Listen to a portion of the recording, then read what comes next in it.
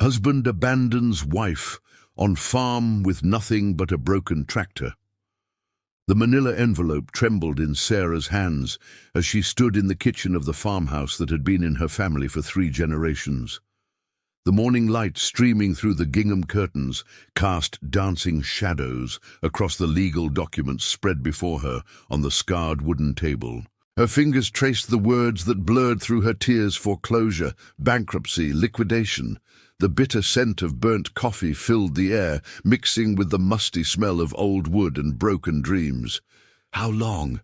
Her voice came out as a whisper, barely audible above the ticking of her grandmother's clock on the wall. She looked up at her husband of 15 years, searching his face for some sign of the man she'd fallen in love with in high school. Marcus leaned against the doorframe, his designer suit a stark contrast to the humble kitchen. He didn't meet her eyes, instead focusing on his phone screen with the same intensity he'd once reserved for planning their future together. 6 months, maybe more. His tone was casual, as if discussing the weather rather than the complete destruction of their life. 6 months! Sarah's whisper transformed into something raw and primal. You've been hiding this for 6 months while I've been breaking my back trying to save this farm? The farm was always a lost cause, Sarah. He finally looked at her, and the coldness in his eyes made her step back. I tried to tell you. Organic farming, sustainable practice. It's all romantic nonsense. The real money is in development. Henderson Industries offered us $3 million for this land 2 years ago. You refused. This is my family's home. The words tore from her throat. My grandfather built this house with his own hands. My mother was born in that upstairs bedroom. You promised we'd make it work together. Marcus' laugh was sharp as breaking glass. Promises? Like the promise of profit margins? Like the promise of a real life instead of playing pioneer woman in the mud? He pushed off from the doorframe, straightening his tie. I'm done, Sarah. Done pretending that this— he gestured dismissively at the kitchen, at her, at everything they'd built— is enough. What are you saying? But even as she asked, she knew. The suitcases by the door she'd ignored. The separate bank account statements she'd found last week. The late nights that smelled of perfume that wasn't hers. Im saying that Melissa and I are moving to Chicago. Henderson Industries offered me a position, a real position, with a real future. He picked up his briefcase, checking his watch. The divorce papers are in that envelope. I've already signed them. Melissa— Sarah's knees buckled, and she gripped the table edge. Your assistant, Melissa, the one you said was too young and silly to take seriously. She's 28 and has an MBA from Northwestern. What do you have, Sarah? A teaching degree you never used and dirt under your fingernails. The cruelty of it stole her breath. This man who had held her as she buried her parents, who had sworn at their wedding to honor the land that had nurtured them both, who had made love to her in the hayloft just last month. This stranger wearing his face was eviscerating her with surgical precision. The farm— she forced the words past the constriction in her throat— goes to the bank in 30 days, unless you can come up with $200,000. He paused at the door, silhouetted against the morning sun. The tractor's in the barn. It broke down last week. Transmission's shot. I was going to fix it, but— he shrugged. Not my problem anymore. Marcus, please. She hated herself for begging, but 15 years of love doesn't die in 5 minutes. We can work this out. Counseling or— the only thing left to work out is your signature on those papers. He pulled car keys from his pocket, new keys, she noticed, for a car she'd never seen. I cleared out the joint accounts yesterday. Left you about $300. Should be enough for gas and groceries until you figure something out. $300. The room spun. Marcus, I have animals to feed. The electric bill is due. Should have thought of that before you turned down $3 million. He opened the door, and she glimpsed a red BMW idling in the drive, Melissa's blonde hair visible in the passenger seat. My lawyer will be in touch. Don't do this. She was on her knees now, pride abandoned. Please, not like this. He looked back once, and for a moment she thought she saw something flicker in his eyes, regret, perhaps, or the ghost of the boy who'd carved their initials in the oak tree by the pond. Then it was gone, replaced by cold determination. Goodbye, Sarah. The door closed with devastating finality. She listened to his footsteps on the porch, the car door slamming, the purr of the expensive engine fading down the long gravel drive. Then silence, broken only by the ticking clock and her ragged breathing. She stayed on her knees for an eternity, the legal documents scattered around her like dead leaves. When she finally stood, her legs barely held her. She walked to the window and looked out at the 40 acres that had been her world, the vegetable gardens she'd tended, the small orchard her father had planted, the chicken coop her mother had painted cheerful yellow. In 30 days, it would all belong to strangers. The broken tractor sat in the barn's shadow like a metaphor too obvious to ignore. She laughed, a broken sound that turned into a sob. $300, a broken tractor and a broken heart. That's what 15 years had earned her. The sun climbed higher, indifferent to her devastation. The chickens began their morning complaints, wanting their breakfast. The 2 remaining cows lowed from the pasture. Life demanded attention, even when life had ended. Sarah wiped her face with her apron, the one her grandmother had embroidered with sunflowers. She looked at the kitchen that had witnessed 4 generations of her family's joys and sorrows. If she had 30 days left, she wouldn't spend them on her knees. But first, she needed to sit down before she fell down. The weight of abandonment pressed on her chest like a physical thing, making each breath a monumental effort. She made it to her grandmother's rocking chair before her legs gave out entirely. The old house creaked around her, settling into its bones, as if preparing for another loss. Through the window, she could see the oak tree with their carved initials. She wondered if trees felt pain when the promises carved into their bark were broken. The morning stretched before her, empty and terrifying. 30 days, $300, and a broken tractor that might as well be a tombstone for dreams that would never see harvest. The tears came then, great gasping sobs that shook her entire body. She cried for the girl who had believed in forever, for the woman who had poured her soul into soil that would soon belong to developers, for the children she and Marcus had planned to raise here who would never exist. She cried until she was empty, hollowed out like a gourd, ready for carving. The sun moved across the floor in slow increments, marking time she couldn't afford to waste. The animals cried louder, demanding care she wasn't sure she could give. Finally, when the tears stopped and only emptiness remained, Sarah forced herself to stand. She had work to do, and only herself to do it. The farm might be dying, but it wasn't dead yet. She fed the chickens first, their familiar clucking a small comfort. The $300 would buy feed for maybe 2 weeks if she was careful. After that, she couldn't think about after that. Not yet. The broken tractor loomed in the barn, its green paint faded and peeling. She ran her hand along its side, remembering how proud her father had been when he'd bought it second-hand 20 years ago. "This old girl will outlive us all," he'd said. Another broken promise. Sarah looked at the toolbox, gathering dust in the corner. She didn't know the first thing about fixing tractors. Marcus had always handled the mechanical work while she managed the gardens and livestock. The division of labor that had once seemed natural now felt like another trap he'd set. The house felt different when she returned, not just empty but abandoned, as if it knew its fate. She forced herself to eat a piece of toast, though it tasted like sawdust. The legal papers still covered the table, demanding attention she couldn't give them yet.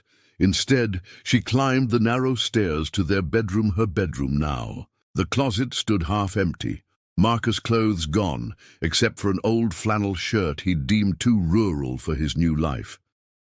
She pulled it on over her dress, hating herself for seeking comfort in the scent of betrayal. From the window, she could see the entire farm spread below the pond where they'd swum on summer evenings, the field where they'd planned to build a greenhouse, the hill where they'd made love under the stars. Every acre held a memory that now cut like glass. The sun began its descent, painting the sky in shades of loss. Sarah realized she'd spent an entire day simply existing, breathing in and out while the clock ticked away precious hours. 29 days remained. She made soup from vegetables that might be the last she'd ever harvest from this soil. The familiar rhythm of chopping and stirring provided minimal comfort. This was her inheritance, not just the land, but the knowledge of how to coax life from it. Knowledge that would be worthless when condominiums covered the fields. Night fell like a curtain on the first act of her tragedy. Sarah sat at the kitchen table with a notebook, trying to make impossible math work. $300 against thousands in bills. A broken tractor that would cost more to fix than she'd ever have. Livestock that needed constant care and feeding. The numbers blurred. She pushed the notebook aside and walked out onto the porch. The stars were brilliant, unmarred by city lights. Somewhere in Chicago, Marcus was probably dining at an expensive restaurant with Melissa, toasting their escape from rural poverty. A coyote howled in the distance, answered by another. Even predators had partners. Sarah wrapped the flannel shirt tighter and went inside. The house had never felt so large or so empty. She lay in their bed, her bed staring at the ceiling her great-grandfather had plastered with his own hands. Moonlight silvered the room, transforming familiar objects into strange shadows. The pillow beside her still held the indentation of Marcus' head. Sarah turned away from it, curling into herself like a wounded animal. Tomorrow, she would have to be strong. Tomorrow, she would have to figure out how to fight for her home with nothing but willpower and a broken tractor. But tonight, in the darkness of abandonment, she allowed herself to break completely. The sobs came again, quieter this time, but no less devastating. She cried until exhaustion claimed her, pulling her into dreams where the farm still thrived and love hadn't been a lie. The rooster's crow woke her to day 29. She lay still, testing the weight of despair against the necessity of movement.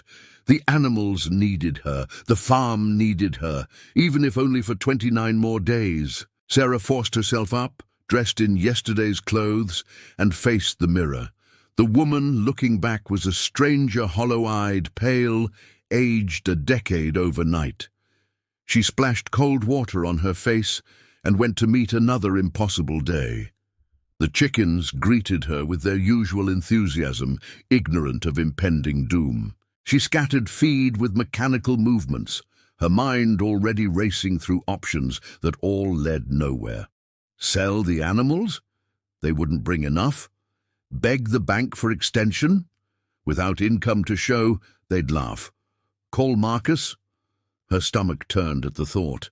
After the morning chores, she stood before the broken tractor again. Her father's toolbox waited, patient as grief. She opened it, staring at tools she couldn't name, much less use. But what else was there to do? Wait for the end while doing nothing? Sarah picked up a wrench, its weight foreign in her hand. She had 29 days to learn what Marcus had always kept from her. 29 days to fight for the only home she'd ever known. The morning sun climbed higher, casting light through the barn's broken slats. Dust motes danced in the beams, like tiny celebrations of persistence. Sarah squared her shoulders and approached the tractor. She might fail. She probably would fail. But she'd fail fighting. Not on her knees begging for mercy from a man who had none to give. The wrench was heavy and cold, but it was hers. 29 days, $300, a broken tractor, and a woman who had just discovered that rock bottom has a basement. The generator sputtered and died just after sunset on day 27, plunging the farmhouse into darkness deeper than Sarah had ever known. She stood in the kitchen, matches trembling in her hand as she lit the oil lamp her grandmother had kept for emergencies. The warm glow illuminated the pile of bills she'd been sorting: electric, water, feed store, veterinary services. Each envelope another nail in her coffin. Outside, October wind howled through the gaps in the barn siding, a sound like the earth itself mourning. She'd spent 2 days staring at the tractor's engine, understanding nothing. The library in town was a 20-mile drive gas she couldn't afford to waste. The internet had been cut off a week before Marcus left, another sign she'd ignored. She pulled on her father's old work coat and ventured onto the porch. The darkness was complete, no streetlights, no neighbors close enough to see, just star-studded blackness and the weight of isolation. The cold bit through the coat's worn fabric, found every gap in her armor. The chickens had gone silent, roosting against the growing cold.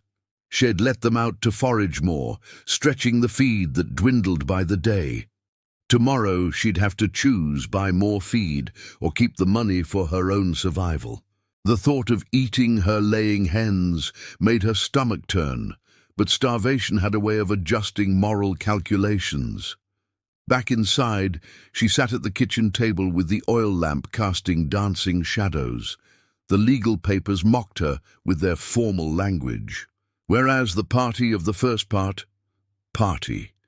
As if any of this deserved celebration, she'd found more documents in Marcus' abandoned files. He'd been planning this for over a year. Secret meetings with developers, applications for jobs in Chicago dated back to last Christmas. While she'd been preserving summer vegetables and planning crop rotations, he'd been orchestrating their destruction. The house groaned in the wind, a sound like disappointment. 4 generations of women had kept this place alive through droughts, floods, the Depression, 2 world wars, and she would be the one to lose it. Sarah walked through the dark rooms, oil lamp held high like a search for ghosts. In what had been her mother's sewing room, she found boxes of fabric, patterns, the old Singer sewing machine that still worked. Useless now. Who needed quilts when they had no home? The stairs creaked under her weight, each sound amplified by darkness and solitude. In the bedroom, she avoided looking at the empty side of the closet, the bare dresser top where Marcus' cologne had stood. The flannel shirt still hung on the bedpost. She'd been sleeping in it, hating herself for the comfort it provided. She set the lamp on the nightstand and lay down, fully clothed. The house was too cold to undress, the wood stove downstairs nearly out of split logs. Tomorrow she'd have to try the axe, another skill Marcus had hoarded. Sleep wouldn't come. Her mind raced through scenarios, each more desperate than the last. Sell her mother's china, maybe $50. Her wedding ring, she laughed bitterly at that thought. The simple gold band might bring 30. She'd already sold her grandmother's silver to buy chicken feed. A sound outside made her bolt upright. Footsteps on gravel. Her heart hammered as she reached for the baseball bat she'd started keeping beside the bed. Living alone this far from town had taken on new terrors, but it was just the wind knocking over something in the yard.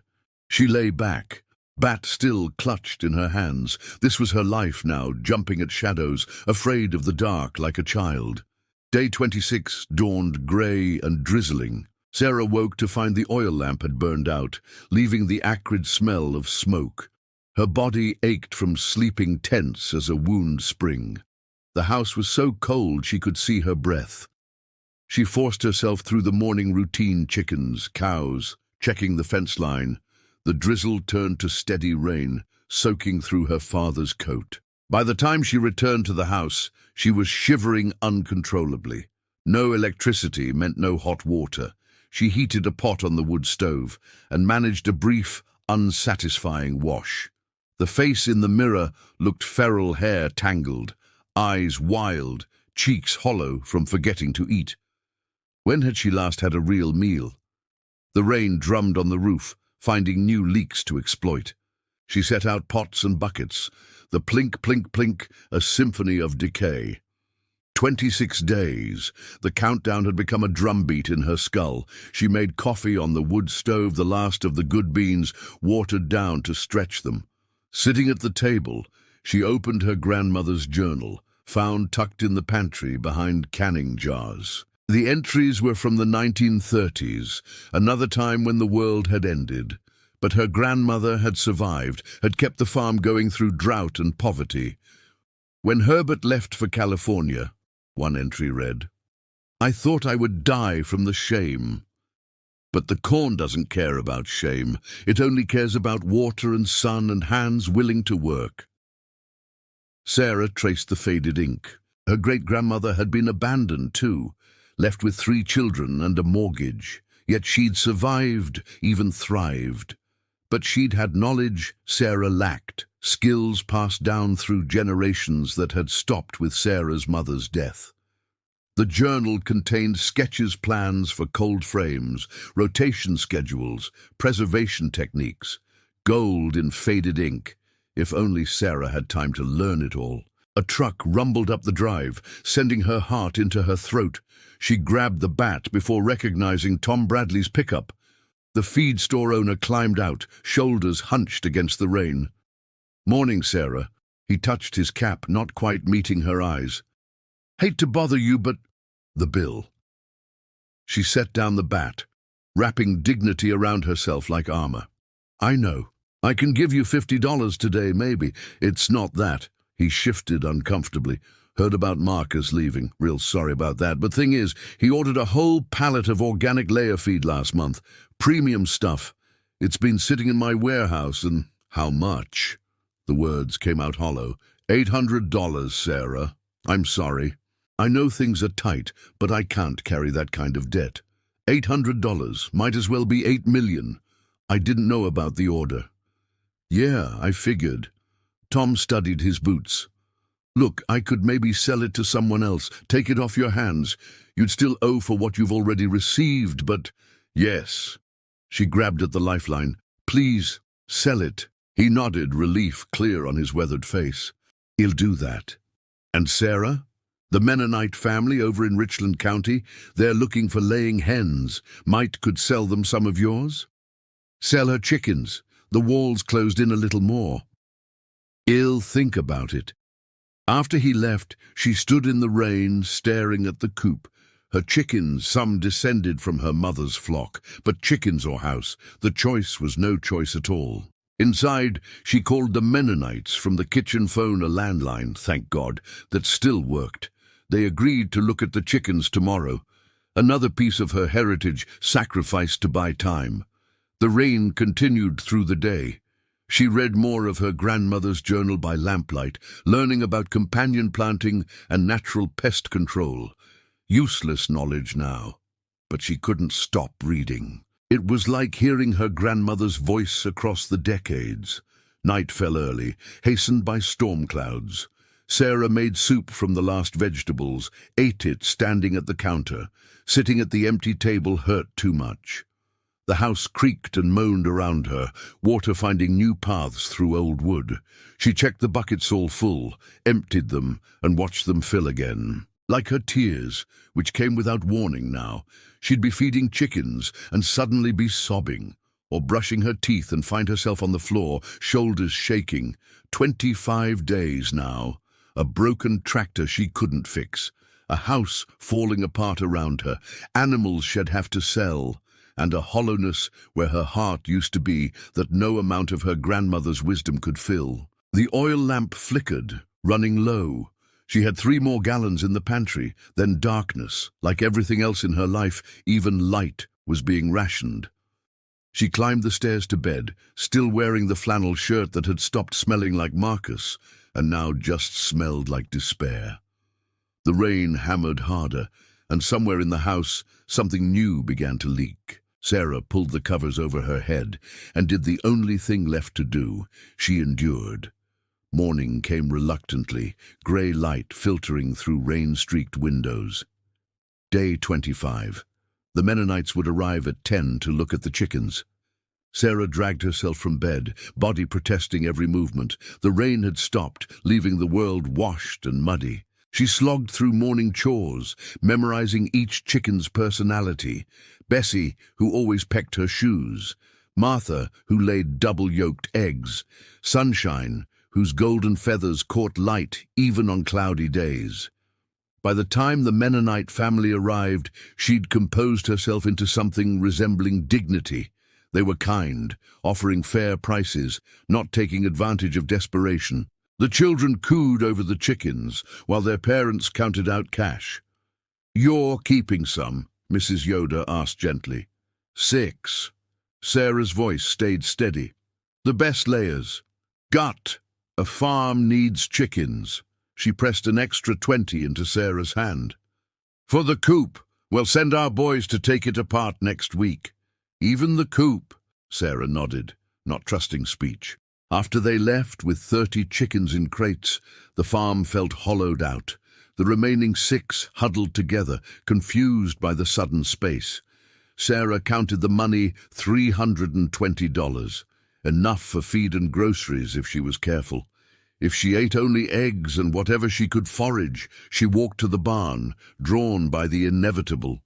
The tractor squatted there, patient as death. She'd found her father's repair manuals, but might as well have been reading Sanskrit. Transmission repair required tools she didn't have, knowledge she'd never gained, strength her starved body couldn't muster. But what else was there? Give up? Sit in the house, counting days?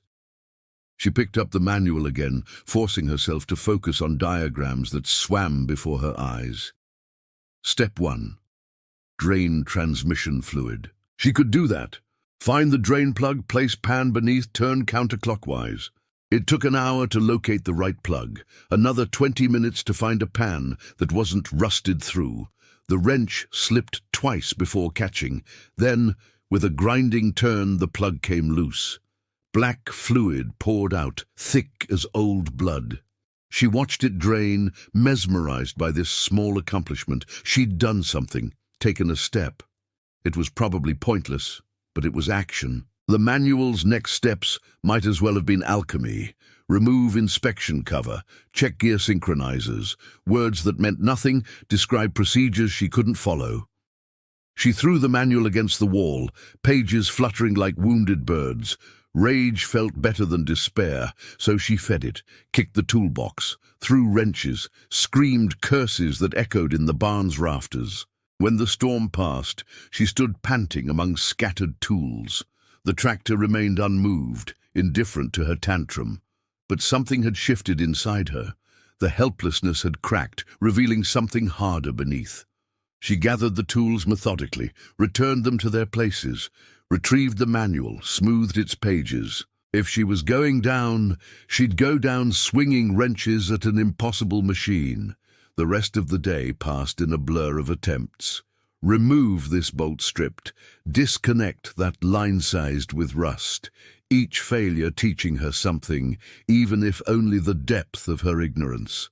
By evening her hands were cut, bleeding, black with grease. She had accomplished nothing visible, but felt more alive than she had since Marcus left. Pain was better than numbness. Trying was better than surrendering. She heated water for a bath, the wood stove crackling with scraps from the demolished chicken coop dividers. The hot water stung her wounds, but washed away more than dirt. In the mirror, she saw someone new, wild-haired, fierce-eyed, no longer waiting to be saved. Night came early again, autumn asserting itself. Sarah lit the oil lamp and returned to her grandmother's journal. Different entries, now times of crisis, solutions born of desperation. How to make soap from ashes, how to trade labor for goods, how to survive when survival seemed impossible. "The bankman came again today," one entry read. "I fed him coffee and my best apple cake. We talked about his mother's rheumatism, his son's struggles in school. When he left, I had another month.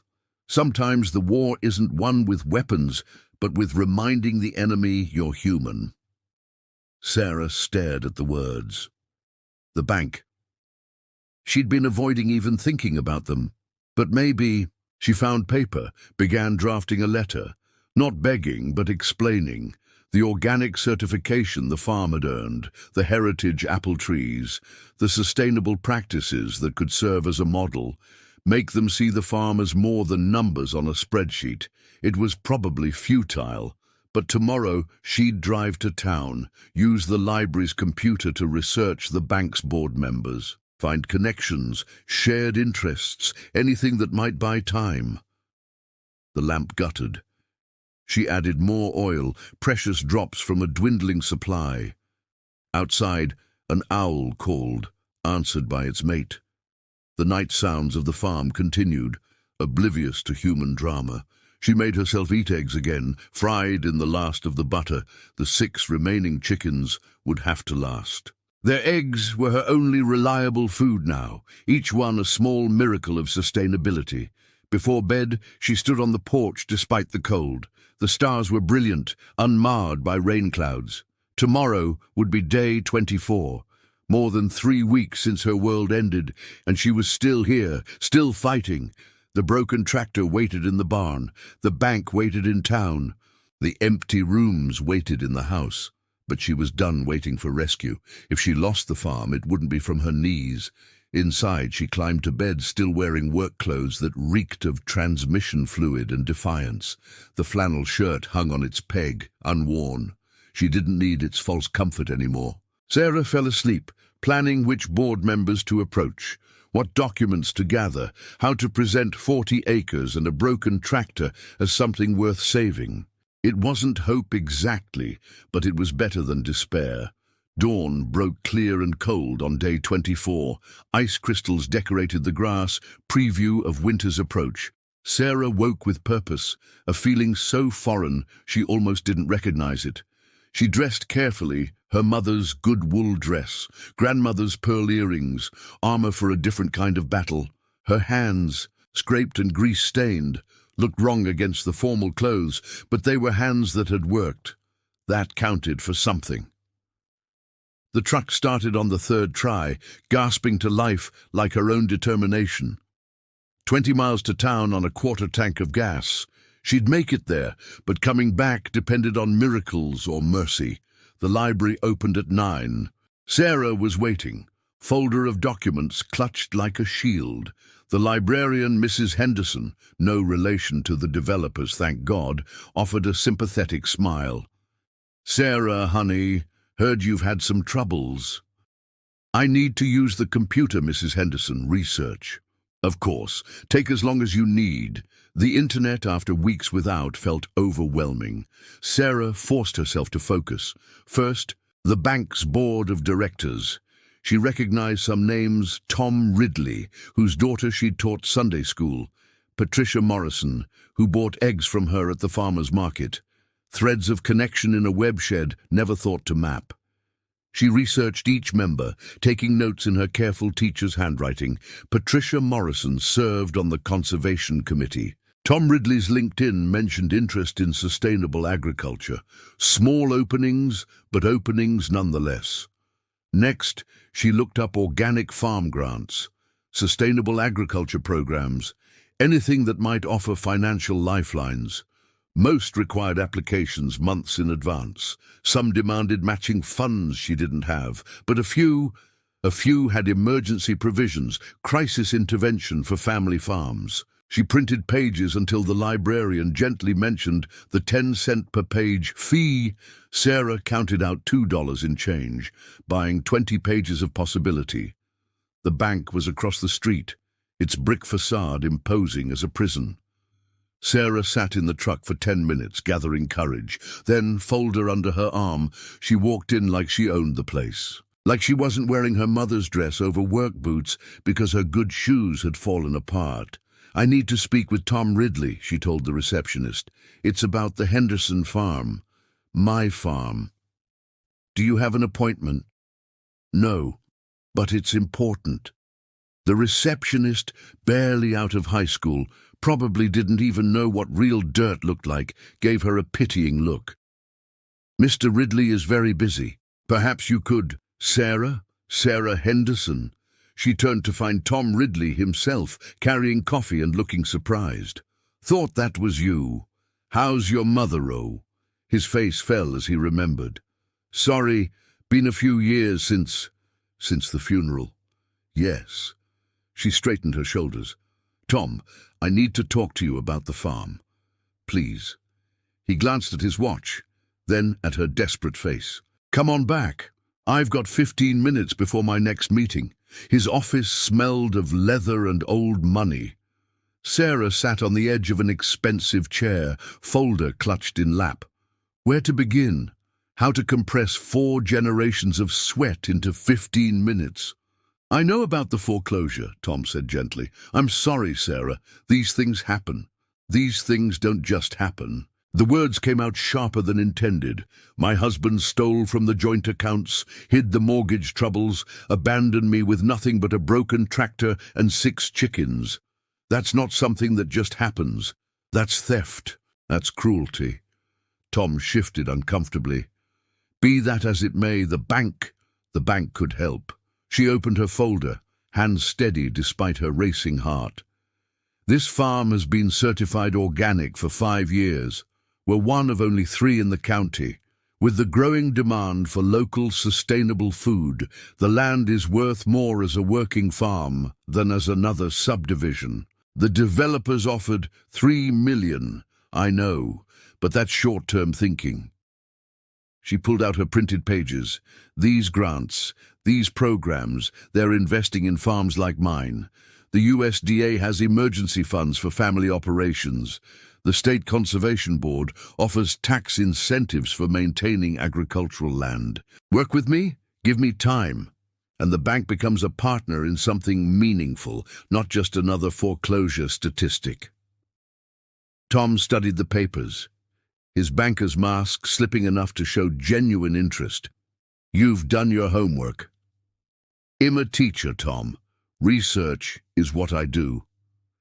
What she had done before Marcus convinced her to quit, to focus on the farm. Another red flag ignored. These grant applications take time. The foreclosure date could be extended, 60 days, 90, enough time to apply, to show progress. She leaned forward. Your daughter, Emma, loved coming to the farm for her class field trips. She said she wanted to be a farmer, just like me. Does she know you're about to bulldoze her dream? Low blow, but desperation made its own rules. Tom flinched. That's not fair. None of this is fair, but it's also not irreversible. Not yet. She played her last card. Patricia Morrison is on your board. She buys eggs from me, believes in sustainable agriculture. What will she say when she learns the bank foreclosed on one of the county's only organic farms without exploring alternatives? Are you threatening me, Sarah? I'm fighting for my life, Tom. Call it what you want. He was quiet for a long moment, fingers steepled under his chin. 90 days. I can maybe get you 90 days extension, but you'll need to show progress. Real progress.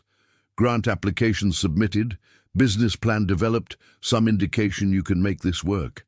You'll need help with the business plan. Marcus handled all that.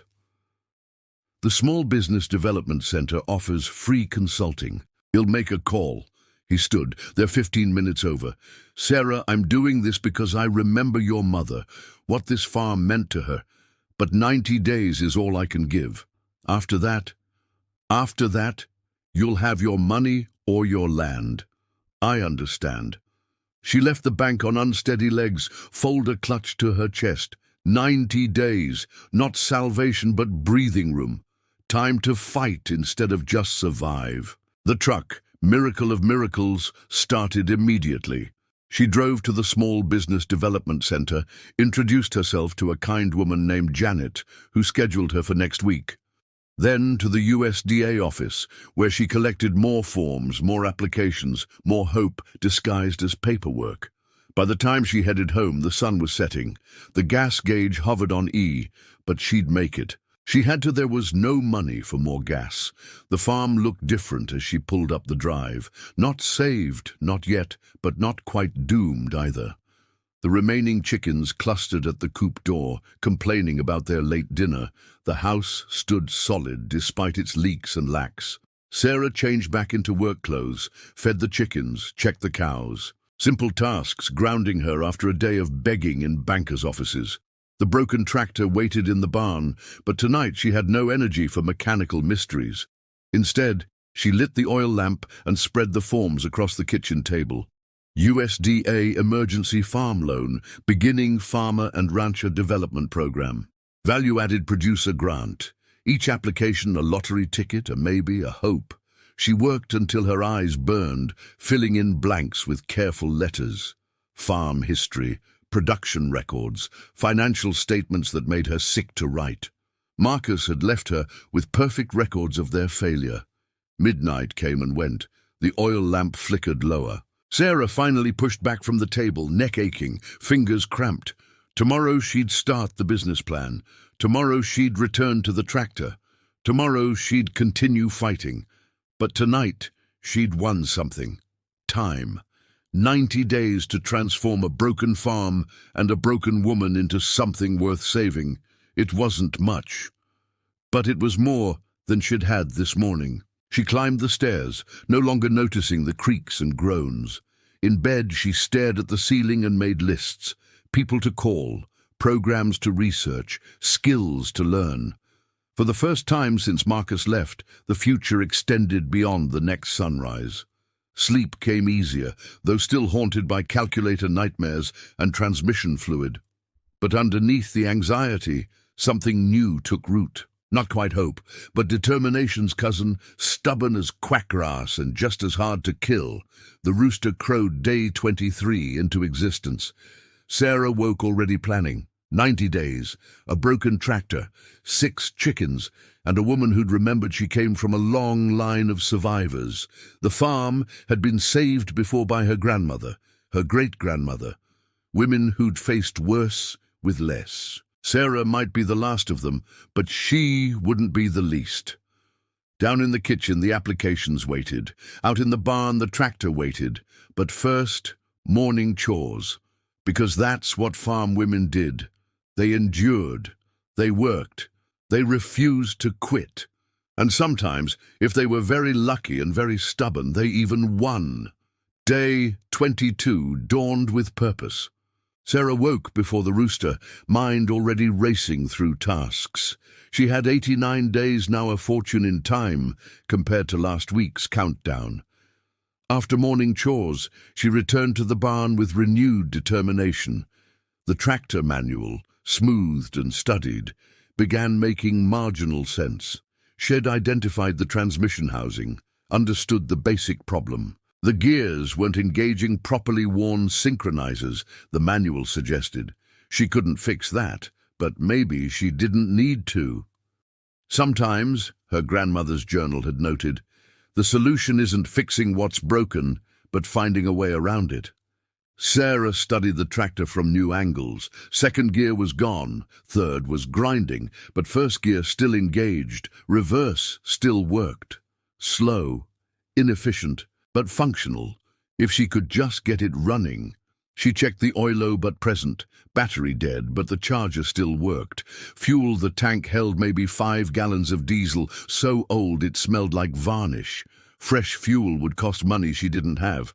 But Mr. Patterson down the road had mentioned draining his tractor for winter storage. Maybe. She walked the 2 miles to Patterson's farm, pride swallowed with each step. He was in his shop, bent over his own mechanical problems. "Sarah, heard you've been having troubles?" His kindness nearly undid her composure. "I need a favor, Mr. Patterson. Diesel fuel. I can't pay now, but got 5 gallons in that can there. Was going to use it for the burn pile, but it's still good. Take it. He'll pay you back. When? I get the grants. Your daddy helped me bring in hay one summer when I broke my leg. Never would take payment." He hefted the fuel can into her arms. "Call us even." The walk back was harder, 5 gallons of diesel weighing more than pride, but each step was progress. By noon, she'd drained the old fuel, replaced it with Patterson's gift. The battery, charged overnight, showed signs of life. She climbed into the seat her father had worn smooth, turned the key. The engine groaned, coughed, protested. On the third try, it caught her smoking but running. First gear engaged with a grinding complaint. But the tractor moved forward, slow as a funeral march, but moving. She drove it out of the barn into sunlight, tears streaming down her face. It wasn't fixed, it was barely functional, but it was hers, and it was moving. The rest of the day she practiced forward in first, backing up, turning in tight circles, learning the tractor's new limitations, its complaints and capabilities. By evening, she'd ploughed a small section of the kitchen garden, preparing for winter cover crops she couldn't afford to buy. That night, she called Janet from the Small Business Development Center. "I need help understanding agricultural business models," Sarah said. "My husband handled the business side. I know how to grow things, preserve things, but not how to make it profitable. Come Thursday, bring all your records, expenses, income, equipment lists. We'll build something workable." Wednesday disappeared in paperwork. Sarah spread 3 years of records across the kitchen table, finally understanding the scope of Marcus' deception. He'd been siphoning money for 18 months. Small amounts at first, 50 here, 100 there. Then larger withdrawals as his exit approached. But buried in the deceit, she found gold, lists of restaurant clients who'd bought their organic produce, contact information for farmers market customers, a half-finished grant application for high-tunnel greenhouses that Marcus had abandoned. She organized everything into neat piles. Assets, 40 acres, heritage apple orchard, certified organic status, working barely tractor, 6 chickens, 2 dairy cows, farmhouse barn. Liabilities, mortgage, no operating capital, limited equipment, one exhausted woman. But women had built empires from less. Thursday morning, she dressed in her teaching clothes and drove to town on fumes and prayer. Janet Kowalski at the SBDC turned out to be a godsender, former farm wife herself, who understood the intersection of tradition and economic reality. "First," Janet said, spreading clean paper between them, "forget everything about how it's always been done. What can this farm produce that people will actually buy?" They worked for 3 hours, building a business model from scratch. CSA boxes for the growing local food movement.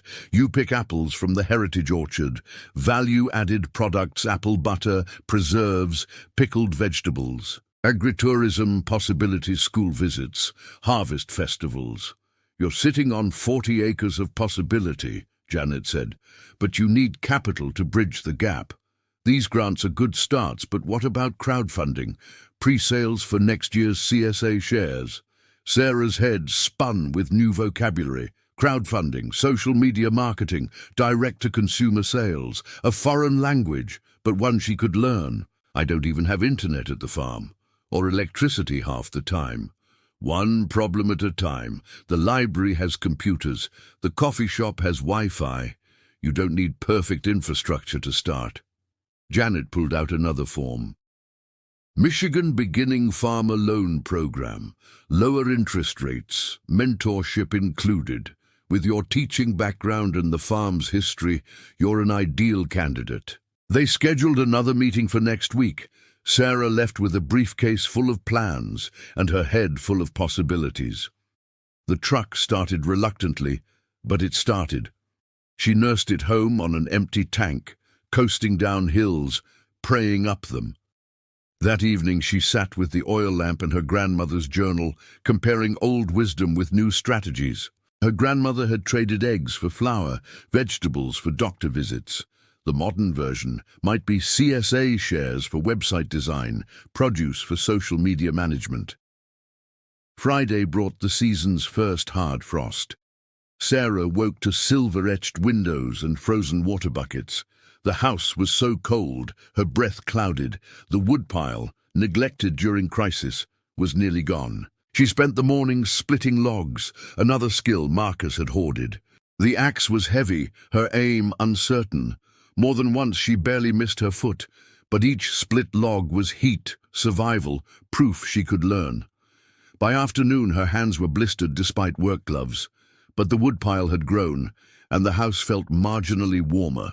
She rewarded herself by walking the property, notebook in hand, seeing it through entrepreneur's eyes. The south field, lying fallow, could hold solar panels, generate income while the soil recovered. The old smokehouse could be renovated for farm tours.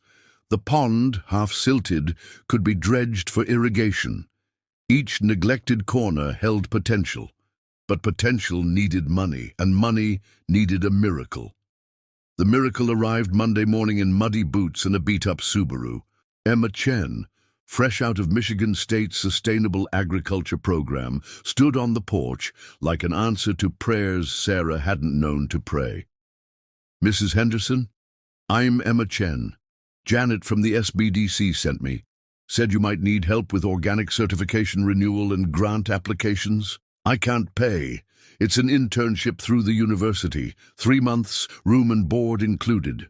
I'd be living in that cute little apartment above your barn." Sarah had forgotten about the apartment, built for a hired hand they'd never hired, dusty but functional, with its own wood stove and basic plumbing. Why would you want to intern on a failing farm? Emma's smile transformed her serious face, because failing farms have the most to teach, and Janet said you're planning something special here. Community-focused, sustainable, educational. That's exactly what I want to learn. They spent the day touring the property. Emma saw what Sarah had begun to see, not just problems but opportunities. Her young eyes caught details Sarah had missed. The Jerusalem artichokes growing wild could be harvested and sold. The black walnuts dropping in the back woodlot were worth good money to the right buyers. You have medicinal herbs growing everywhere, Emma pointed out. Elderberry, echinacea, wild ginger. The herbalist market is huge right now. By evening, they'd filled 20 pages with ideas. Emma moved into the barn apartment with 3 suitcases and a laptop. Suddenly, Sarah wasn't alone anymore. The next weeks blurred together. Emma worked dawn to dusk, matching Sarah's desperate energy with youthful enthusiasm. They submitted grant applications, created simple flyers for a spring CSA, mapped out garden rotations.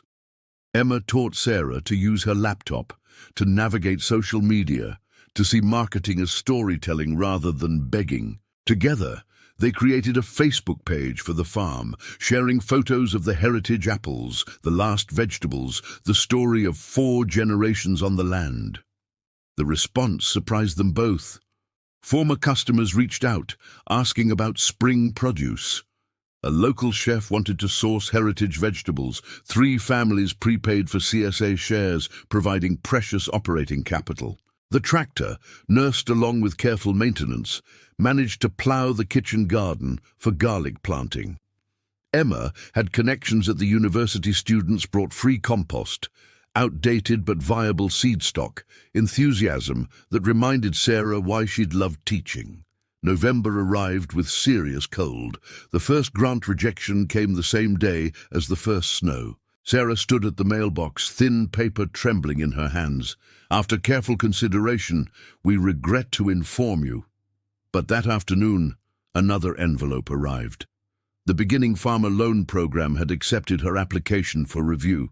Not approval yet, but movement, progress. Emma found her crying over both letters. "This is part of it," the young woman said gently. "My professor says you need 7 no's for every yes in grant writing. We've got 6 more to go." They worked harder, posted daily on social media photos of frost-kissed kale, time-lapse videos of preserving workshops Sarah taught in her kitchen to bring in extra money. The farmhouse, despite its peeling paint and patched roof, looked romantic through Emma's lens. Tom Ridley called the week before Thanksgiving. "Sarah, the board reviewed your progress report. You've made impressive strides," but her heart stopped, but was never good. "But we need to see more concrete financials. The loan application is promising. If that comes through, we'll extend another 90 days. Otherwise was 23 days away." The countdown resumed its drumbeat. Thanksgiving dawned clear and bitter cold. Sarah had planned to spend it alone. Emma had gone home to family, but a knock interrupted her morning coffee. Mrs. Patterson stood on the porch with a covered dish. Behind her more neighbors appeared, the Johnsons with rolls, the Martins with pie, even cranky Mr. Bauer with a ham. "Heard you've been working yourself to the bone," Mrs. Patterson said. "Can't have Thanksgiving alone when you've got neighbors." They invaded her kitchen with kindness. Soon the farmhouse smelled of turkey and gossip, laughter warming rooms that had known too much silence. Sarah found herself describing the business plan, the grants, the vision for the farm's future.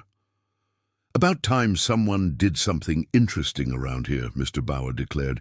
"You signed me up for that CSA thing. Martha's always complaining I don't eat enough vegetables."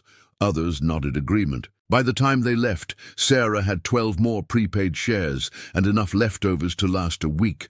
But more than that, she had something she'd lost: community. Emma returned with her cousin Lou, a web designer who owed her a favor. They spent 3 days building a simple website, photographing every corner of the farm through winter's stark beauty. The broken tractor, posed against weathered barnwood, became romantic rather than pathetic. December brought more rejections, but also small victories. A regional magazine wanted to feature the farm's revival story. The local elementary school booked spring field trips. A wedding photographer asked about using the orchard for shoots. Sarah barely slept, dividing time between computer screen and cold frames. Emma taught her to read spreadsheets like tea leaves, finding hope in narrow margins.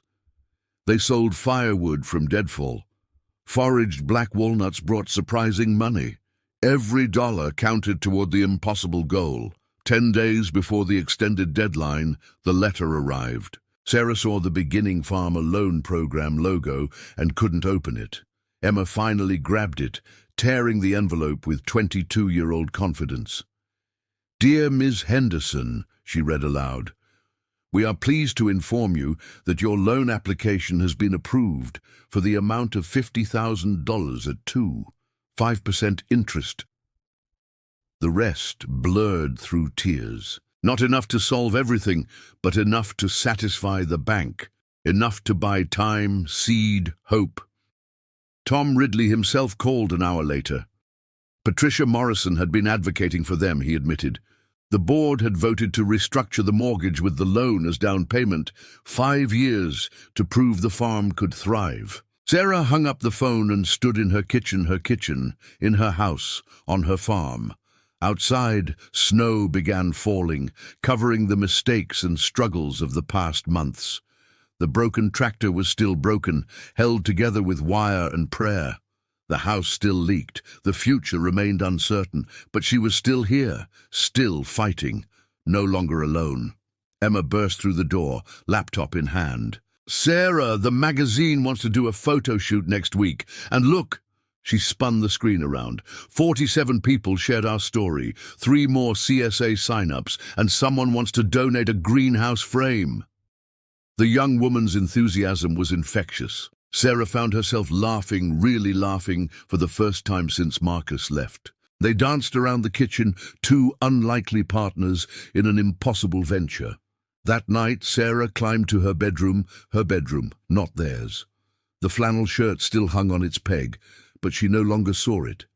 Instead, she saw the business plan taped to her mirror, the growing list of CSA members, the calendar marked with planting dates and market days. She'd lost a husband, but found a calling. Lost security, but found strength. The farm would survive because she would make it survive. Not the farm it had been, but something new. Something hers. The stars shone cold and bright through her window. Somewhere in Chicago, Marcus was living his corporate dream. But here, on 40 acres of possibility, Sarah Henderson was learning to grow more than vegetables. She was growing a future. Spring arrived like a tentative apology, creeping across the fields in shades of green. Sarah stood in the doorway of the renovated greenhouse, watching Emma teach a group of elementary students about seed germination. 6 months had passed since the darkness of abandonment. 6 months of 18-hour days, small victories and smaller defeats. The tractor, somehow, still ran. They'd babied it through winter, and Leo's mechanically gifted boyfriend had jerry-rigged repairs that defied physics, but functioned. First gear and reverse, their only options, had ploughed enough ground for their ambitious planting schedule. "Mrs. Henderson!" A small boy tugged her sleeve. "Emma says you grew up here. Did you have chickens when you were little too?" "I did, Charlie. Would you like to meet the new ones?" The flock had grown to 30, a mix of heritage breeds that laid eggs in shades of blue, green and brown. Instagram loved them. Sarah had learned to speak social media like a second language, though she still felt ridiculous hashtagging chicken photos. After the school group left, she and Emma reviewed the week's CSA orders. 75 members now, with a waiting list. The loan money had stretched impossibly far: hoop houses for season extension, a small cool room for storage, a barely used rototiller from an estate sale. "Farmers market starts Saturday," Emma reminded her. "Liu designed these gorgeous banners, and Chef Marcus wants to talk about exclusive varieties for his restaurant. Different Marcus. This one valued what they grew, paid fair prices, sent customers their way." Sarah had learned to separate the name from the pain, though hearing it still caused a flutter of something not heartbreak anymore, but remembered bewilderment. The house felt different now. Emma's presence helped, but more than that, purpose had returned to its rooms. The kitchen hosted preservation workshops. The parlor became an office where Sarah learned QuickBooks and grant writing. Even the bedroom had transformed, no longer a shrine to abandonment, but simply where she slept between dawn and midnight. Saturday's market dawned perfect clear skies, gentle breeze, the kind of May morning that made everything seem possible. Sarah loaded the truck with military precision, while Emma arranged flowers into bouquets that would sell for urban prices to rural customers who knew beauty's worth. Their stall looked professional, matching tablecloths, clear signage, prices that reflected true value rather than desperation. Sarah had learned to price like she meant it, to value her labor as much as her land. "Sarah, heard wonderful things about your revival." Patricia Morrison appeared, bank board member turned cheerleader. "Tom Ridley says you're ahead on payments. Remarkable turnaround." "We're getting there." Sarah handed her a dozen eggs, waving away payment. Slowly but surely.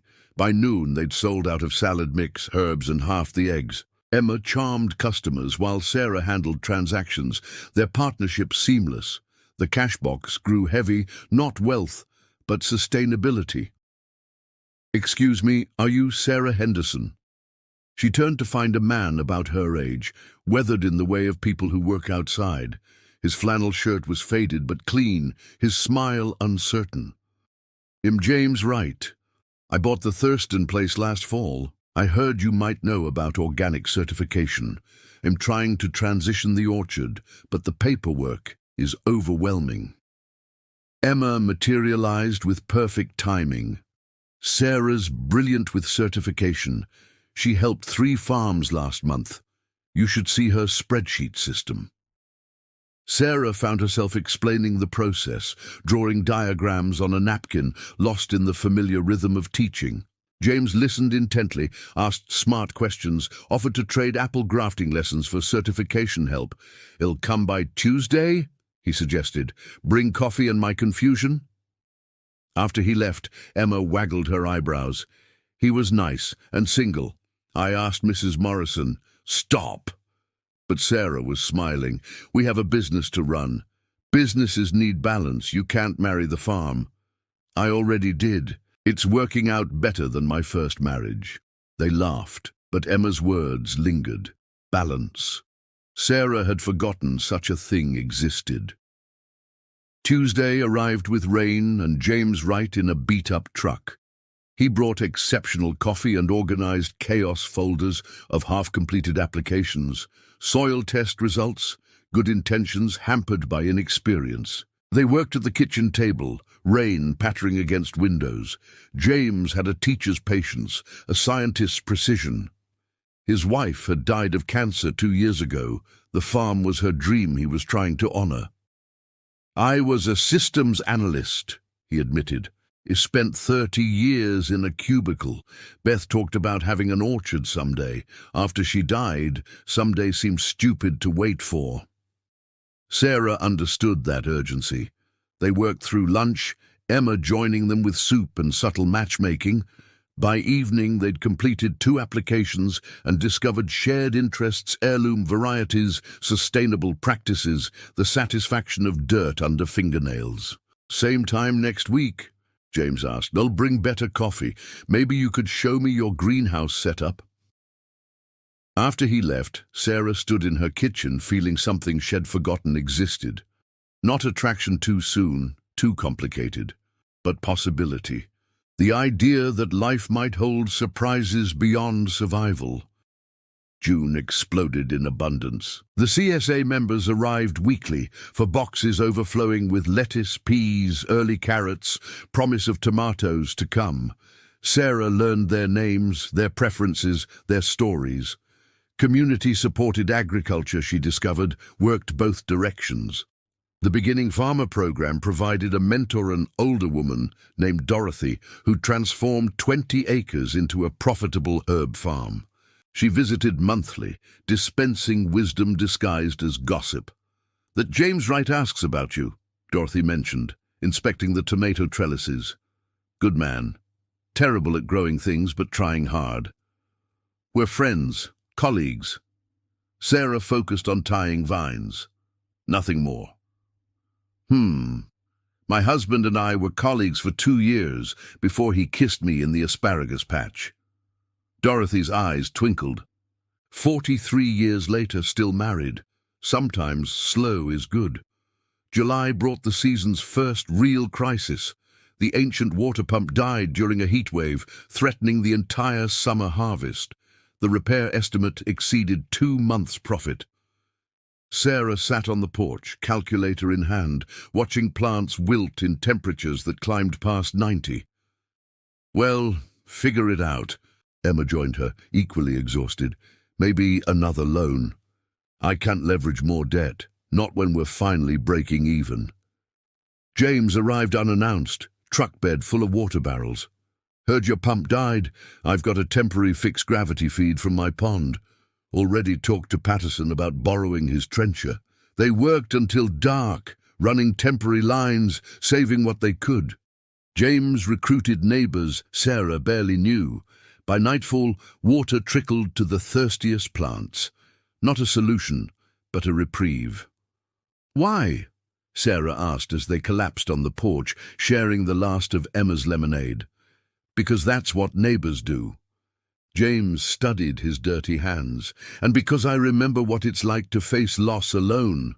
Nobody should have to. Something cracked open in Sarah's chest, not her heart, still too bruised for that, but the wall shed built around it developed its first fissure. The pump repair took all the savings, but the harvest survived. August passed in a blur of picking, packing, preserving. The kitchen became a production facility, tomato sauce, pickles, jam from the heritage apples. Value-added products, Janet called them. Sarah called them exhaustion in jars. But they sold. Everything sold. The bank account crept from red to black. Tom Ridley called with congratulations. She was ahead of schedule on loan payments. The farm would survive another year. Labor Day brought the annual county fair. Sarah entered vegetables in competitions she'd watched her mother win. Emma designed a booth that told their story photos of the broken tractor, still running, the renovation process, the community that had formed around resurrection. You should enter the pie contest, James suggested. He'd become a regular fixture, showing up for Tuesday consultations that stretched into dinners, bringing his daughter Lucy, who'd adopted Emma as a big sister. I don't bake pies, Marcus always said. She stopped, surprised by the name's sudden appearance. Marcus was wrong about a lot of things, seems like. James' voice stayed gentle. Lucy says your apple cake is better than her mum's was. That's high praise in our house. Sarah entered the pie contest, came in second with her grandmother's apple pie recipe. First place went to Mrs. Patterson, as it had for 20 years, but second felt like a victory, another small reclamation of self. The fair's final night, she stood with James watching Lucy and Emma on the Ferris wheel. Around them, the community that had seemed ready to abandon the farm now celebrated its survival. 3 more farms had started organic transition, inspired by her example. The elementary school had begun a garden program. Change rippled outward like stones in still water. "You did this," James said quietly. "Built something from nothing. Not nothing, from stubbornness and a broken tractor. Best foundations there are." He hesitated, then took her hand. Not romantic, just human connection. "Beth would have liked you, would have said you've got grit." Sarah squeezed back, surprising herself. "Thank you, for the water, for showing up, for being a friend." His smile, crinkled eyes marked by sun and sorrow. "Any time." They stood together, hands linked, watching the light spin against darkness. Not a beginning exactly, but perhaps the end of an ending. October arrived in glory. The heritage apples drew photographers, families, couples seeking authentic backdrops for engineered moments. Sarah learned to smile for social media, to tell the farm's story without mentioning the bitter chapter that preceded resurrection. "You need to hire help," Emma announced, reviewing the books. "We can afford it now. You could keep working 18-hour days. Your help. I graduate in December, need to start my own journey." Emma's eyes were sad but determined. "You gave me everything I needed to learn, time to pass it on." The thought of losing Emma nearly sent Sarah back to her knees. But she'd learned strength had many forms. Sometimes it meant holding tight. Sometimes it meant letting go. They hired 2 part-time workers, a retired teacher seeking purpose, a young mother needing flexible hours. The farm could support more than its owner now. Another victory. Halloween night, the farmhouse filled with neighbors and their children.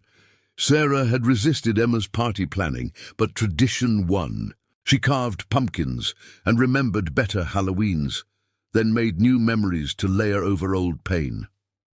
James arrived as a scarecrow, Lucy as a sunflower. They helped serve cider and donuts, natural as breathing. Sarah caught neighbors exchanging knowing looks, but felt only gratitude for presence without pressure. "Mom would have loved this," Lucy told her, mouth full of donut. She always said Halloween should be about harvest, not just candy. "Your mom sounds like she was smart." "She was. Dad says you're smart too. Says you saved lots of farms, not just yours." Across the room, James blushed. Sarah felt that crack in her chest widen, letting in something that might have been affection. November brought the final harvest and shocking news. Marcus had called Tom Ridley, inquiring about the farm status. Melissa had left him for someone younger, richer. Chicago had proven expensive and cold. He'd heard about Sarah's success, wondered if she'd consider selling now that values had increased. "What did you tell him?" Sarah asked, proud of her steady voice. "That the farm wasn't for sale, that you'd built something remarkable, that he'd lost more than land when he left." Tom's voice held satisfaction. He didn't take it well.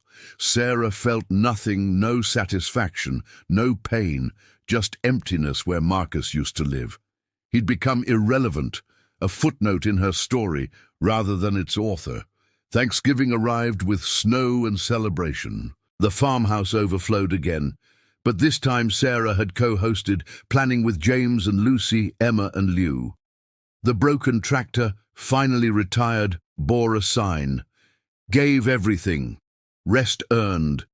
A monument to imperfection's persistence."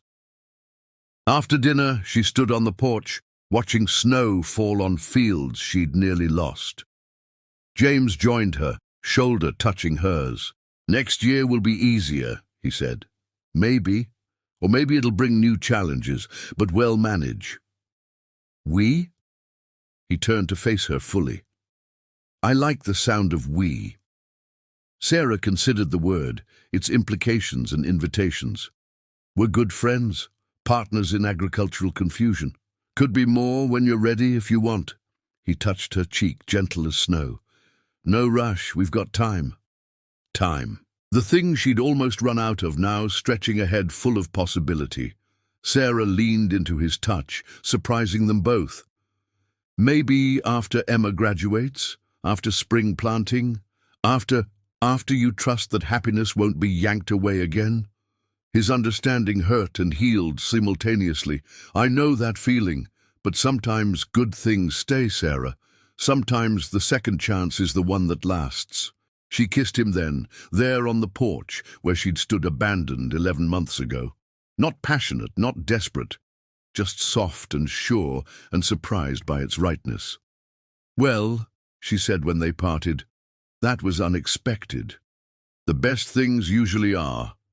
He grinned, boyish despite grey at his temples. Fair warning him, terrible at romance. Beth always said I courted like a systems analyst. I am terrible at trust, so we're even. They stood together, snow settling on their shoulders, planning nothing beyond the moment. Inside, laughter spilled from windows lit warm against winter. The farm lived again, different but thriving. December raced past in preparation and reflection. Emma defended her thesis, using the farm as a case study in sustainable rural development. She had accepted a position with the state agricultural department, promising to visit often. You saved my life, Sarah told her, helping pack the barn apartment. I'll never be able to repay. You saved your own life. I just helped with the paperwork. Emma hugged her fierce and long. Besides, you taught me more than any classroom. How to fight, how to build, how to transform pain into purpose. Christmas Eve, Sarah hosted dinner for the farm's extended family workers, neighbors, CSA members who'd become friends. The farmhouse glowed with candles and connection. Someone had hung mistletoe in the doorway where Marcus had made his cruel exit. Sarah stood beneath it with James, reclaiming the space with a kiss that tasted like apple cider and new beginnings. Lucy caught them, giggling. Does this mean you'll get married? It means we're dating, James said, dignified despite his daughter's giggles. Everything else is future's business. But Sarah had learned to plan futures now. The spring calendar already held CSA expansions, workshop schedules, a farm-to-table dinner series. The broken tractor would become a planter, growing flowers where machinery had failed. The heritage orchard would host weddings, celebrating new commitments where old ones had shattered. New Year's Eve found her alone by choice, walking the land under stars sharp as promises. 364 days since Marcus's betrayal, a lifetime and a moment, compressed into seasons of struggle and growth. At the barn, she paused. The apartment windows glowed. The new intern had arrived early, eager to learn. The cycle continued, knowledge passed like seeds from hand to hand. Her phone buzzed. James texting from Lucy's grandmother's house. Thinking of you. Can't wait for our new year together. Together, the word no longer terrified.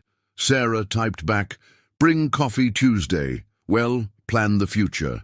She walked back to her house, built by her ancestors, saved by her stubbornness. In the kitchen, she made tea and opened her planning notebook.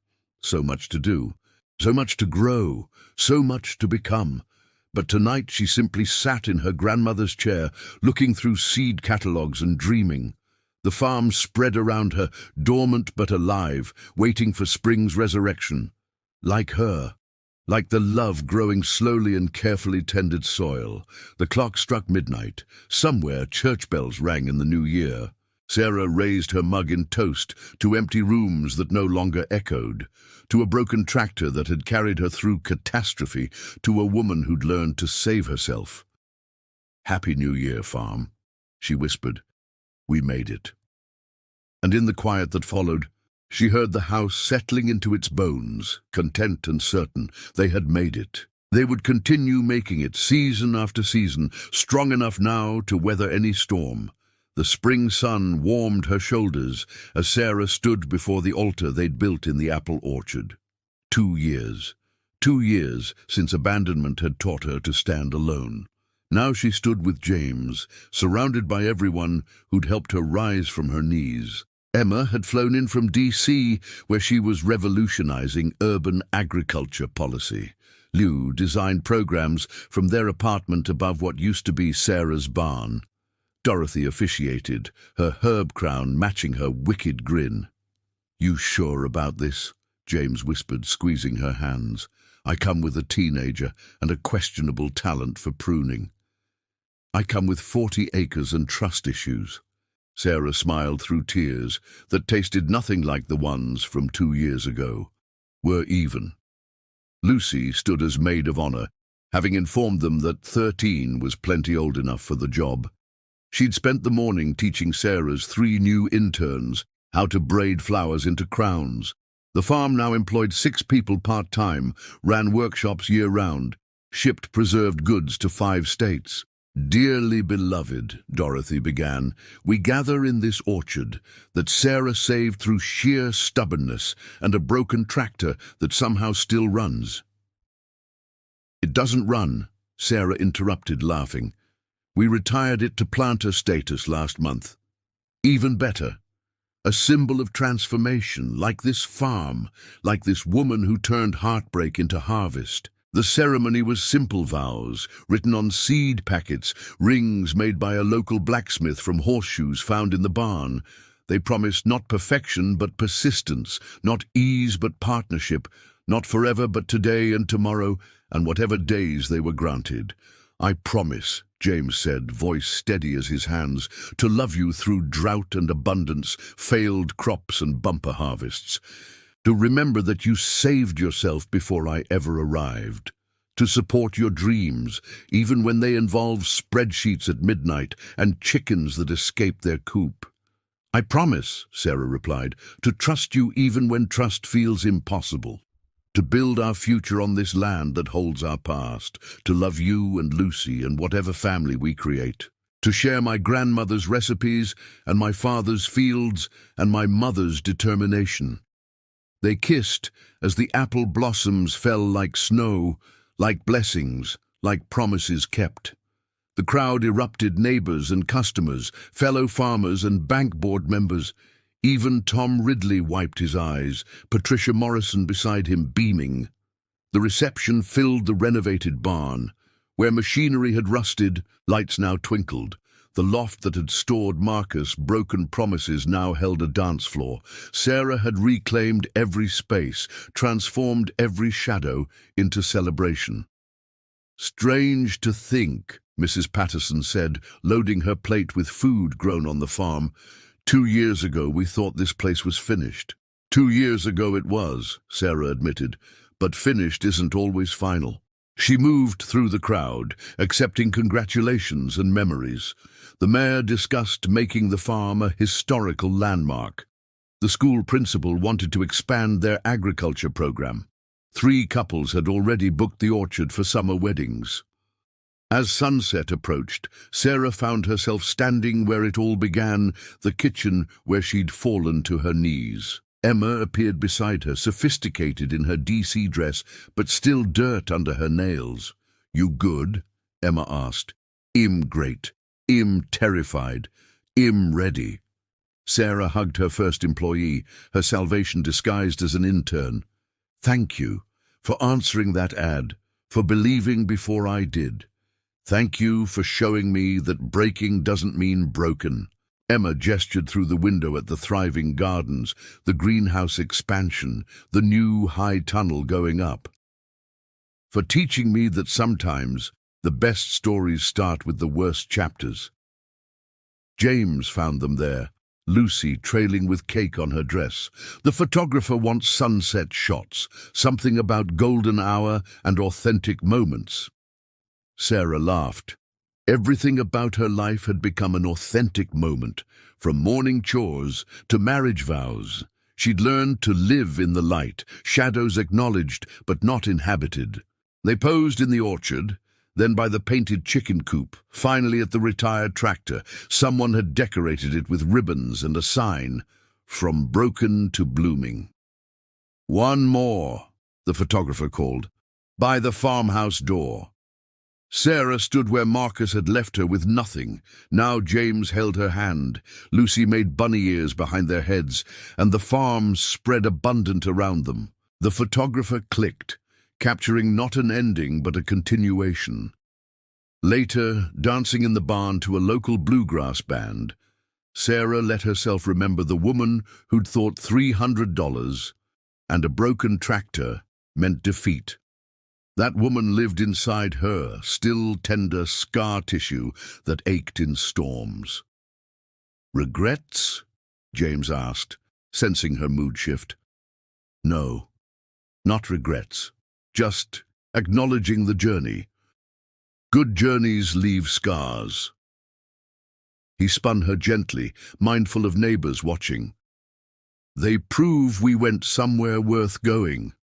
The party lasted past midnight. Sarah kicked off her bootswork boots, because even at her wedding she was practical, and danced barefoot on boards that had held despair and now held joy. When the last guest left, she and James and Lucy sat on the porch, still in wedding clothes, eating leftover cake. The farm settled into sleep around them, content and certain. "So, what now?" Lucy asked, young enough to need plans and promises. "Now we run a farm," Sarah said. "We grow things, we teach people, we prove that broken ground makes the best gardens. And we're a family?" The question held 2 years of careful hope. We're a family. Sarah pulled her close, this daughter gained through patient love. Weird and wonderful, and ours. Later, in the bedroom that had witnessed her lowest moments, Sarah stood at the window watching stars wheel over fields she'd fought to save. James wrapped his arms around her, solid and sure. "Thank you," she whispered, "for waiting, for understanding, for not trying to rescue me. Thank you for letting me love a woman strong enough to rescue herself." He kissed her neck, gentle as spring rain. "For showing me that second chances can be better than first ones." They made love slowly, carefully, two people who'd learned that hearts could break and heal and risk again. Outside, the night sounds of the farm continued, owls calling, wind in apple trees, the rustle of life persisting. Morning would bring chores and challenges. The summer CSA started next week. The new greenhouse needed finishing. The heritage wheat experiment might fail or flourish. But tonight, in a bed that had known abandonment and now knew abundance, Sarah Henderson Wright slept deep and dreamless. The rooster crowed them awake to their first full day as a married couple. Sarah smiled before opening her eyes, feeling James beside her, hearing Lucy singing off-key in the shower down the hall. Real life, messy and demanding and perfect. "Coffee?" James mumbled into his pillow. "Always." She kissed his shoulder. "But chores first. Welcome to marriage with a farmer." Knew what I was signing up for. He grabbed work clothes from the dresser that now held both their things. "Lead the way, Mrs. Wright."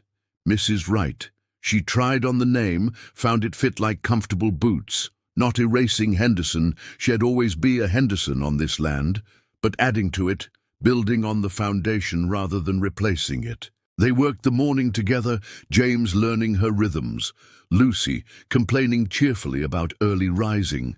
The interns arrived by 7, young people eager to learn what Sarah had taught herself through desperation and determination.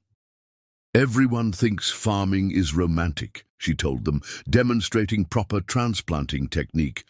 "It's not. It's hard and uncertain and sometimes heartbreaking. But it's also this." She gestured at the thriving plants, the busy greenhouse, the land singing with life. Creation from nothing, hope in soil form. The CSA members started arriving at 4, eager for the first boxes of the season. Sarah knew them all now, their kids' names, their favorite vegetables, their stories. Community-supported agriculture had become exactly that, threads of connection, weaving resilience. "Sarah!"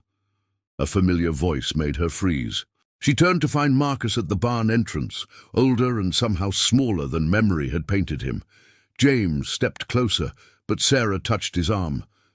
"It's okay, I've got this." She walked toward her ex-husband, chin high, shoulders back. He looked expensive but tired, his Chicago polish dulled by something like regret. "Hello, Marcus." "Sarah, the farm looks incredible." "It does." She waited, offering nothing. "I heard you remarried. Congratulations." "Thank you." Still waiting. He shifted, uncomfortable in pressed khakis among the dirt and purpose. "I wanted to apologize. What I did, how I left it, was cruel." "Yes, it was. I thought I was choosing a better life. Turns out I was just choosing an easier one." He gestured at the thriving operation. "You built something amazing here." "I rebuilt something amazing. There's a difference." "Right, of course." He met her eyes finally. "I'm sorry, Sarah, for all of it. You deserved better. I deserved honesty, but you're right, I did deserve better, and now I have it."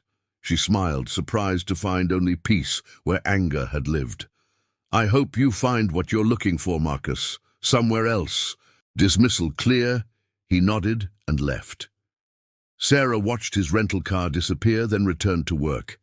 Emma would love hearing about this later, the final chapter closing with barely a ripple. "You okay?" James asked when she returned to the washing station. "Perfect. That felt like composting, taking something rotten and finished and turning it into fertilizer for new growth." He laughed, kissing her temple. "You're such a farmer now. Everything's a growing metaphor." "Everything is a growing metaphor." She leaned into his strength. "We just have to pay attention." The afternoon flew past in productive chaos. By evening, they distributed 40 CSA boxes, sold out at the farm stand, and signed up 3 new members. Lucy had made friends with the interns, planning a corn maze for fall that would totally go viral on TikTok. Dinner was simple salad from the garden, bread from a neighbor who bartered for vegetables, eggs from chickens that now numbered over 50. They ate on the porch, watching fireflies rise from the fields like celebrations. "Mom would have loved this," Lucy said suddenly. "Not just the farm, but all of it. How happy Dad is, how you include her in stories, how we're building something together." Sarah reached for her hand. "Tell me about her. What would she have planted first?" They talked until full dark, weaving Beth into their narrative, not replacing or forgetting, but including. The dead had taught them to cherish the living, to plant deeply while they could. Later, Sarah walked the property, a Lonea New Evening ritual. She checked the greenhouse, visited the chickens, touched the retired tractor that had become a shrine to persistence. The land breathed around her, alive and thriving. At the spot where she'd first fallen to her knees, she paused. No marker showed where a woman had broken, but the garden growing there, feeding dozens of families, marked resurrection better than any monument. "Thank you," she whispered, to the land her grandmother's, the broken parts that had taught her to rebuild. The fireflies answered in light language, writing temporary promises across the dark. Tomorrow would bring new challenges. Next season would test different skills. But tonight, Sarah Henderson Wright stood on her own land, built by her own hands, loved by people who'd chosen to stay. The broken tractor had carried her this far. Love and labor would carry her forward. And somewhere in the apple orchard, new trees were setting roots, promising harvests for generations she was finally brave enough to imagine. She walked back to the house where laughter spilled from windows, where her husband and daughter waited, where morning would demand everything and offer everything in return. Her boots found the path by memory, muscle, and heart aligned. Home, built from catastrophe, mortared with work, tended with hope. The porch light guided her final steps. Inside, James had made tea. Lucy was sketching maze designs. The old house held them all, strong enough now for any weather. Sarah kicked off her boots at the door, the same door that had closed on one life and opened on another. Full circle, but spiraling upward like bean vines reaching for sun. "Everything good out there?" James asked, handing her the steaming mug. "Everything's perfect." And for once, she meant it without reservation. They sat together in the kitchen where it all began, planning tomorrow's work. The farm spread around them, abundant testament to the power of refusing to stay down. Somewhere, a broken tractor grew flowers. Somewhere, chickens roosted in safety. Somewhere, the ghost of an abandoned woman smiled at who she had become. And in the farmhouse that had sheltered 4 generations of strong women, a 5th generation began to dream, knowing the land would hold them, knowing broken meant beginning, knowing love could be trusted to stay. The story that started with abandonment ended with abundance, not just of crops but of connection, not just survival but celebration. The Henderson farm lived on, transformed like everything touched by willing hands and stubborn hearts.